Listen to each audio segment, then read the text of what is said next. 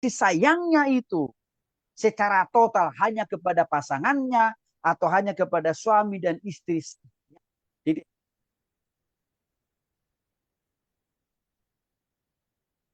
suami istri hanya boleh melakukan, orang yang hanya boleh melakukan hubungan seks itu adalah hanya bagi mereka yang sudah menikah sebagai suami dan istri, dan itu adalah satu-satu. Itu makanya dalam Kidung Agung 4 ayat 1 dikatakan, lihatlah cantik engkau manisku, sungguh cantik engkau. Jadi saudara, jangan memuja-muji istri orang atau suami orang. Pujilah istri sendiri, pujilah suami sendiri. Saya pernah peringatkan seorang istri ya, saya tegur dia. Karena selalu kalau lagi bicara sesuatu yang selalu dia ungkit-ungkit itu adalah mantan gitu. Saya tegur, eh, kamu bertobat kau ya. Kau itu sekarang menikah bukan dengan mantan. Mantanmu itu udah berlalu.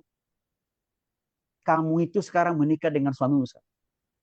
Maka setiap kata pujianmu harus kepada suamimu sekarang. Terlebih suamimu sekarang lebih banyak kekurangannya dibanding mantan-mantan. Tapi keputusan harus engkau tanggung jawab. Harus engkau pertahankan. Menjaga hubunganmu dengan suami. Kalau engkau masih suka memuja-muji mantanmu, berarti engkau berzina. Sekalipun belum engkau lakukan. Tapi engkau berzina semuanya. Markus pasal 7 ayat 1 sampai 23. Perzinahan itu dimulai dari hati. Nah ini hati-hati Bapak Ibu. Yang kedua, tujuan kitab Kidung Agung ini menjelaskan atau menggambarkan kepada kita tentang pentingnya kesetiaan dan komitmen suami istri dalam membangun dan mempertahankan rumah tangga. Maka suami istri tidak boleh kasih sayang, perhatian, suami istri tidak boleh dibagi-bagi. Bahkan tidak boleh diganti dengan kehadiran anak tadi. Bahkan dengan kehadiran orang tua, mertua, nggak boleh bisa sayang anak. Jadi berkurang terhadap istrinya karena tiba-tiba sudah datang orang tuanya dari kampung. Nggak boleh.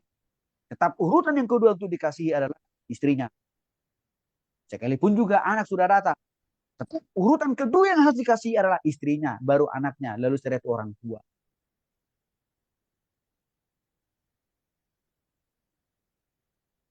Ya. Jadi dengan demikian sebenarnya cinta itu permanen. Memang maksudnya permanen. Nggak boleh berubah-ubah. Nggak boleh kontakan. Maka begini saudara. Kalau saudara waktu berpacaran dia sudah tukang gonta-ganti pacaran. Maka besar kemungkinan kalau saudara tidak bertobat. Setelah menikah pun, saudara akan berpotensi menjadi calon suami istri yang tukang kawin cerai. Saya ulang sekali lagi. Saudara yang masih anak-anak muda. Kalau saudara hobinya gonta-ganti pacaran, maka jika saudara tidak sungguh-sungguh bertobat, setelah saudara menikah, engkau akan menjadi suami atau istri yang suka gonta-ganti pasangan. Artinya apa? Tukang kawin cerai. Maka dari dulu, saudara, saya hanya pernah pacaran satu kali. Seumur hidup saya. Hanya pernah pacaran satu kali. Dan pacar saya yang satu kali itu pun satu-satunya yang hari ini menjadi istri saya.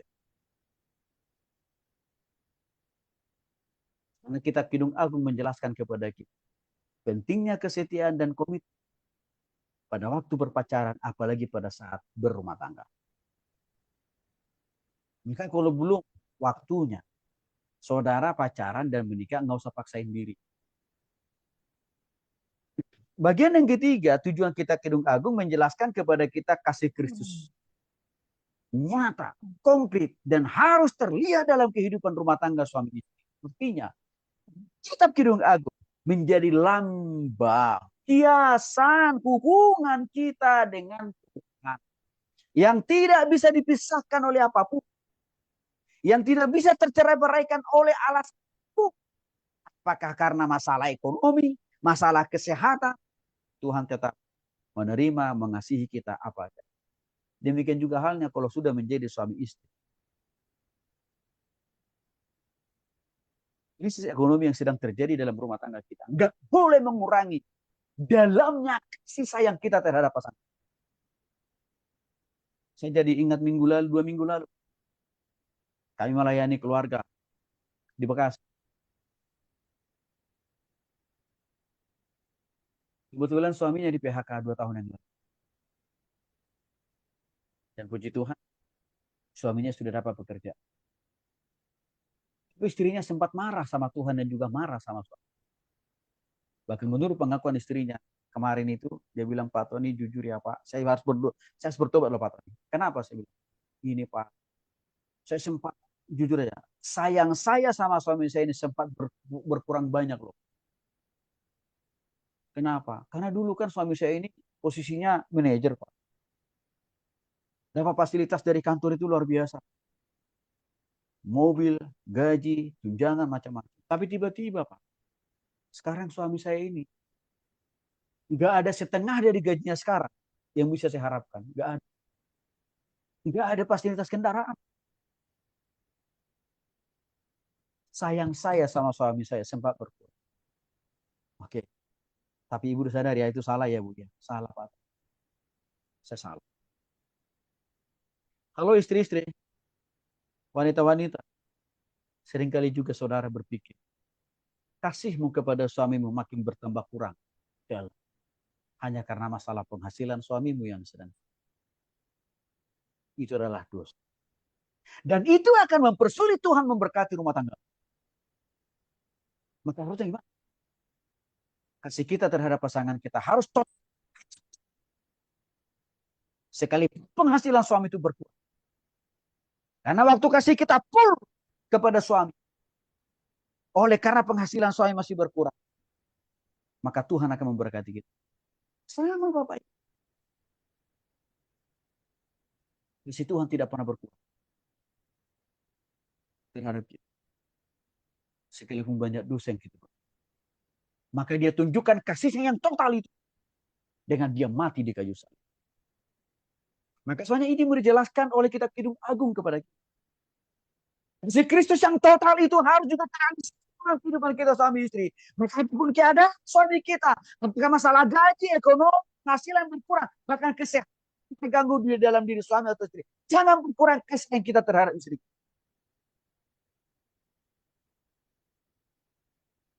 Ini penting. Karena banyak kasus, saudara.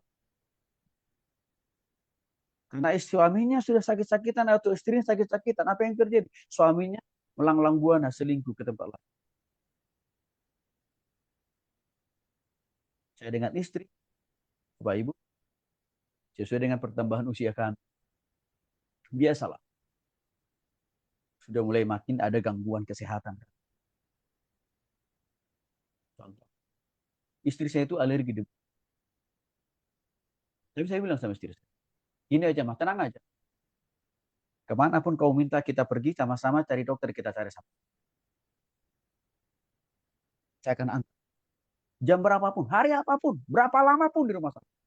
Saya akan antar. Satu saat, dokternya rekomendasikan supaya dia diobati di rumah sakit Hasan Sadikin. Saudara, kami harus bangun jam. Kenapa? Antrian di rumah sakit itu sudah mulai dari jam 4 subuh. Supaya mendapat atau supaya sempat nanti diperiksa dokter. Saya bilang, kita bangun lebih baik. Ini bangun jam 3 jam. Saya antar istri. Saya tungguin dia di rumah sakit. Maka saya bawa laptop saya. Saya sambil mengerjakan bahan-bahan kuliah untuk Bapak di rumah. Maka saya senang, Pak Rijon. Pak Rijon kan ada di sini ya. Tolong saudara doakan juga. Istrinya Pak Rijon itu masih sedang dalam perawatan di rumah sakit, Bapak. Tolong doakan juga. Hari ini posisinya saya lihat di rumah sakit. Ya. Saya lihat kasihnya Pak Rijon terhadap istrinya tidak berkurang. Walaupun saya tahu. Bertiap hari. Pak Rijon itu harus bolak-balik bawa istrinya ke rumah. Dan sakitnya bukan penyakit biasa. Bapak Ibu tahu lah ya. Sakitnya itu sakit yang luar biasa. Tapi saya lihat Pak itu sedih. Bagi kalian yang masih anak muda, perhatikan ini. Cinta yang sejati tidak hanya dengan omong kosong. Cinta yang sejati harus engkau buktikan dengan tindakan dan perbuatan. Maka saya katakan tadi, saya pun sama, lakukan juga.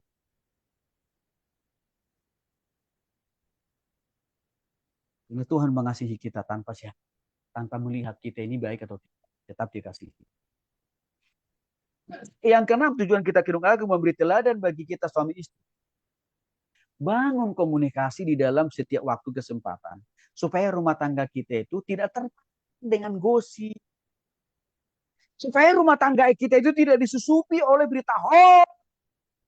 Tidak direcoki dan dirusak oleh si Bailis. Itulah arti Kidung Agung 2:12 yang mengatakan, bunga-bunga nampak di tanah, waktu memangkas tiba, suara terkukur terdengar di tanah. Ini memang bahasanya puitis, tapi memiliki arti dan makna. Suami istri itu harus membangun komunikasi dan kepercayaan yang penuh dan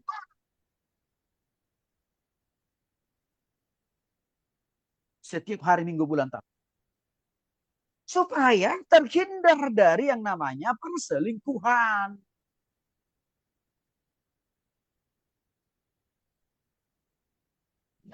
Jauh-jauh kata-kata, tindakan dan perbuatan yang selalu mencari kekurangan, kelemahan suami atau istri.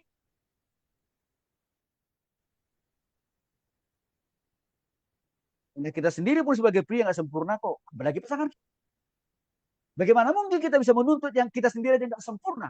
Bagaimana kita bisa menuntut orang lain sempurna? Kita tidak sempurna kok.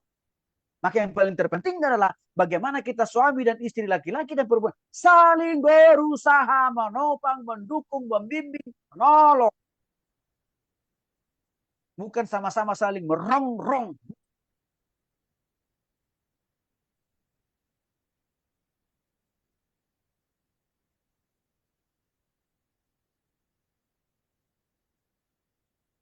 Jadi mengkonseling sebuah rumah tangga.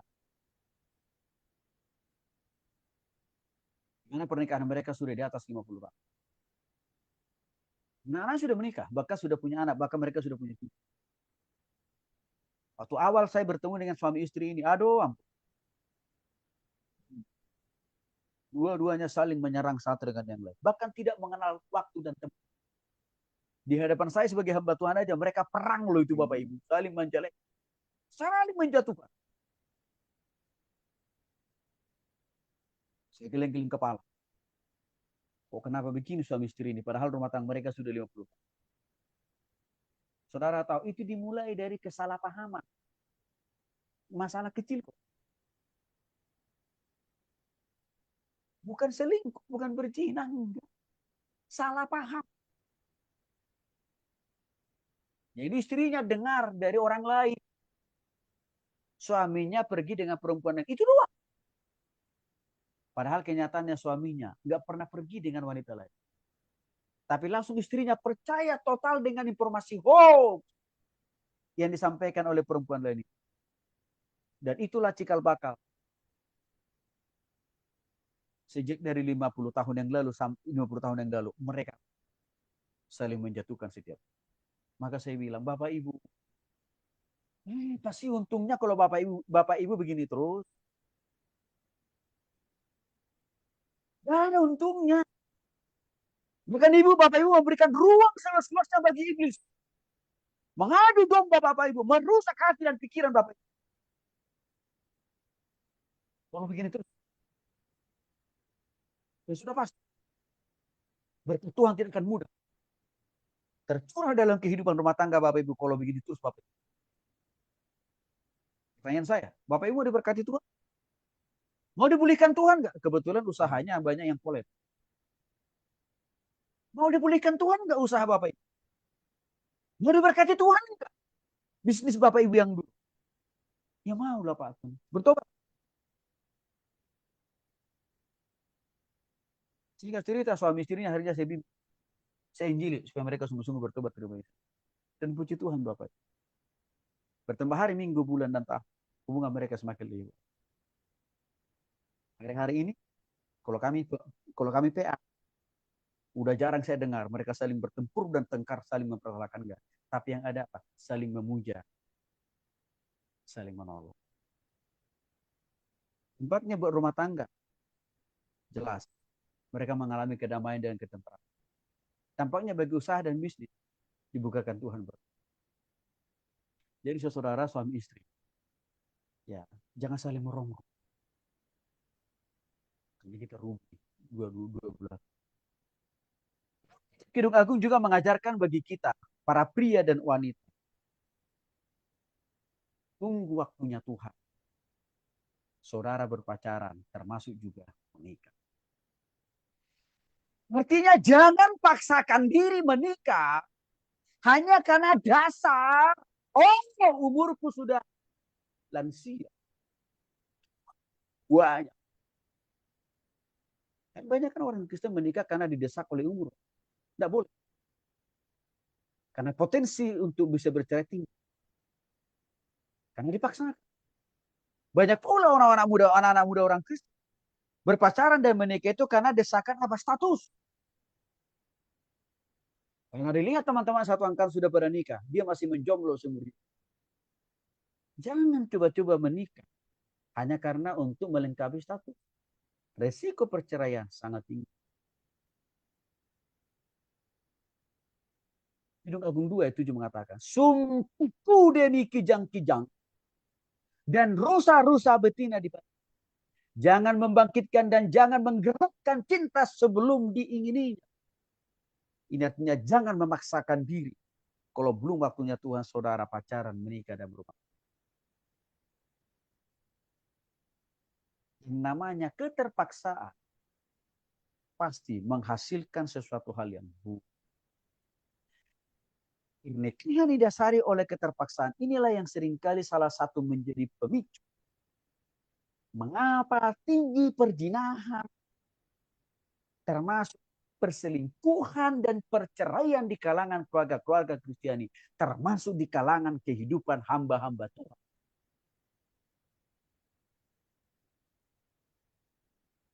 Juga hamba-hamba Tuhan yang saya posting kemarin video. Karena